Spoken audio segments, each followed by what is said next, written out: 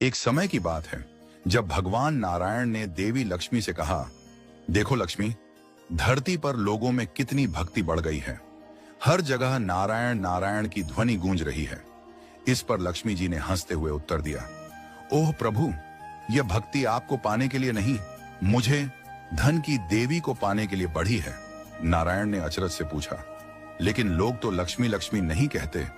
लक्ष्मी जी ने प्रत्युत्तर दिया, अगर आपको विश्वास नहीं होता तो चलिए इसकी परीक्षा कर लेते हैं। इस पर नारायण एक गांव में ब्राह्मण का रूप धारण कर पहुंचे और एक घर के द्वार पर दस्तक दी।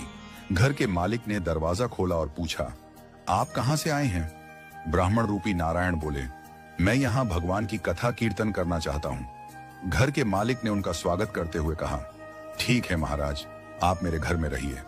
जल्द ही गांव के लोग इकट्ठा हो गए और कथा की तैयारी कर दी गई। पहले दिन कुछ ही लोग आए, पर जब भगवान स्वयं कथा सुनाने लगे तो संगत बढ़ने लगी। दूसरे और तीसरे दिन भीड़ और भी अधिक हो गई। नारायण प्रसन्न हुए कि लोगों में कितनी भक्ति है। इसी बीच लक्ष्मी जी एक वृद्ध महिला का रूप लेकर उसी गांव में प्रवेश कर गईं। एक महिला जो ताला बंद कर कथा सुनने जा रही थी, उसके द्वार पर लक्ष्मी जी पहुंची और बोली, बेटी जरा पानी पिला दे। महिला ने कहा, माता जी, मुझे प्रवचन में जाना है, 3:30 बजे हो चुके हैं। लक्ष्मी जी ने फिर आग्रह किया, बेटी प्यास लगी है। महिला ने पानी लाकर दिया, जिसे पीने के बाद वह लोटा सोने का हो गया। यह देखकर वह महिला अचंभित हो गई और लक्ष्मी जी को भोजन कराने का आग्रह करने लगी, परंतु लक्ष्मी जी ने मना कर दिया और कहा कि वह अब जा रही हैं। इस घटना के बाद पूरे गांव में खबर फैल गई। अगले दिन कथा में लोगों की संख्या घट गई। नारायण ने कारण पूछा तो किसी ने बताया, एक चमत्कारिक माताजी आई हैं, जिनके आशीर्वाद से घरेलू सामान सोने का हो जाता है। यह सुनकर यजमान सेठ जी भी कथा से उठकर लक्ष्मी जी के पास पहुंच गए। उन्होंने लक्ष्मी जी से कहा, मैं आपको अपने घर ठहराना चाहता हूं। लक्ष्मी जी ने कहा, जब तक यहां संत हैं मैं नहीं ठहर सकती। सेठ जी ने भगवान नारायण को धर्मशाला में ठहराने का आदेश दे दिया।